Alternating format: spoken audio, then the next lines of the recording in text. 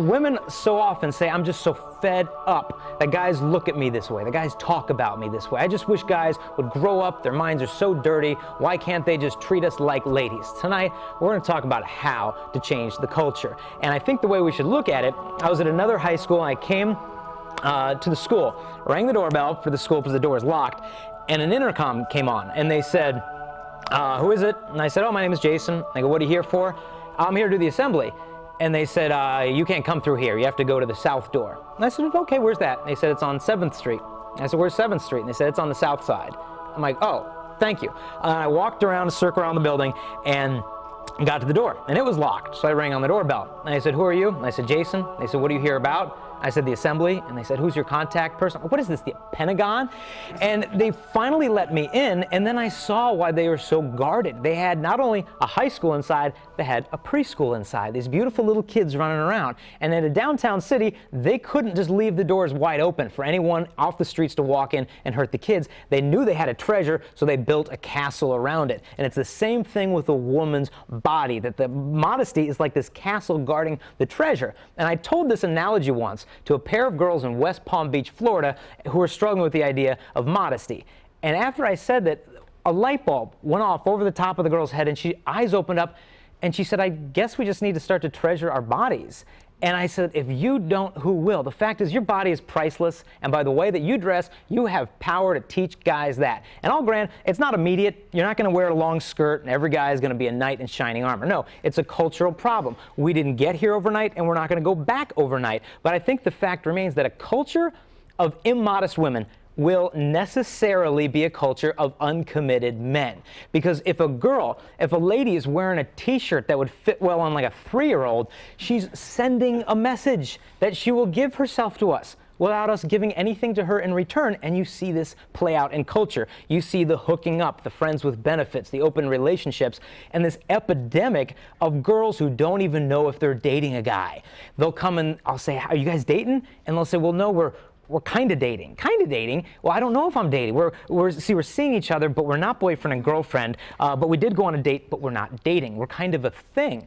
A thing, you know what? A thing is something that grows out of the side of your foot. I mean, you don't want to be a thing, but there's this ambiguity, this lack of commitment. And so often the girl will think that dressing provocatively will cure that lack of commitment in men. It'll win the man over.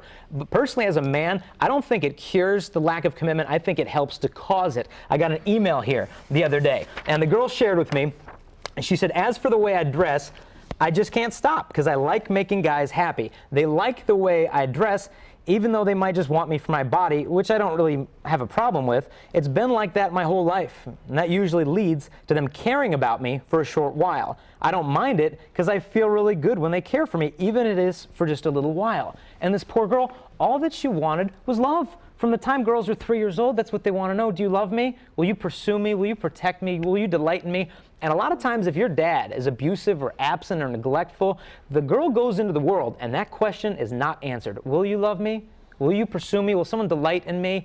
And the guys come along and they stare at her body, and it feels like it's making up that missing love. So the girl who's longing for that attention, modesty seems like an enemy. I don't want to dress modestly, and they may have resentment towards modesty. Look, nobody's going to tell me what to wear, but I think girls who are most adamant in saying nobody's going to tell me what to wear, honestly, I think those are the girls who get most dictated to by the fashion industry, where they say in Milan and Paris and New York, today, this season, the color is orange. And the girl's like, oh, I need an orange purse, I need orange shoes, I need an orange loofah sponge for the shower, I need orange. The fashion industry says jump, and they say how high. We're different biologically. The teenage guy has 20 times as much testosterone in his body as a teenage girl has. So she's got to realize this. I heard a comedian once say that if women knew what men were thinking, they'd never stop smacking us. Now, I don't think the problem is that bad, but the fact remains we're different. And psychologically how we work, we're going to put another image on TV right now, and this demonstrates what's called the Gestalt principle of continuity. When you see this, what is the first shape that comes to mind?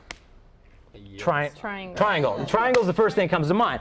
And the reason, now it's not a triangle, it's an incomplete picture, but the Gestalt theory of psychology, of continuity, the principle, says that the mind will follow the lines and it will also complete an incomplete picture. Now what this means with the body, if the girl is wearing a low-cut V-neck blouse, or she has a slit coming up to her armpit in her dress, she is essentially, without even realizing it, inviting the man's attention to those body parts. And it is not, and we have to be so clear, it is not that your body is bad. Your body, as a woman, the woman is the pinnacle of all of creation. It is the greatest thing on earth that God has created. God knows it, men know it, the angels know it, advertisers know it. In fact, if you put a woman's body on an advertisement, just put a woman on there, fully clothed, whatever, people will look at that advertisement between 13 to 40% longer as if she wasn't in there. It's the same reason restaurants almost always advertise in the color red. Psychologically, I guess it's tied to your appetite, and you're drawn to that. And it's not that the woman's body is bad, that their body is so terrific. There's nothing in creation like it.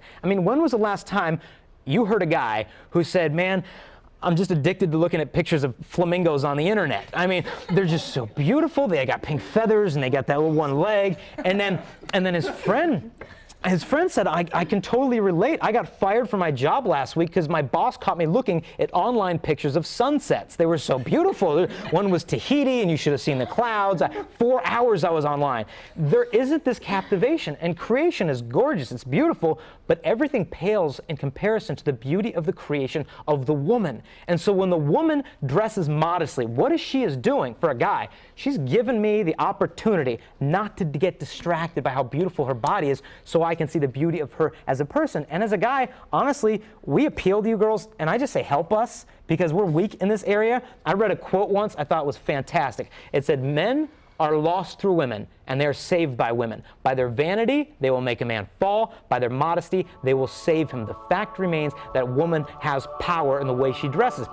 The question is, how are you girls going to use that power? Some girls say, look, if a guy has a bad imagination, that's his problem. It's not mine. And this is this Cain and Abel mentality. Cain kills Abel. God shows up, says, Cain, where's your brother? And he says, am I my brother's keeper? I don't know. He says, I'm not responsible for that guy. And girls, why do you sometimes resent guys? It's because often they will put the passing desire of their physical satisfaction above the desire to do what's best for you. But what is immodesty? It's a girl taking the passing satisfaction of being looked at and being stared at above the desire to do what's best for man. And in both cases, we gotta sacrifice if we're gonna love each other. Because girls, ultimately what you want to be treated like a lady.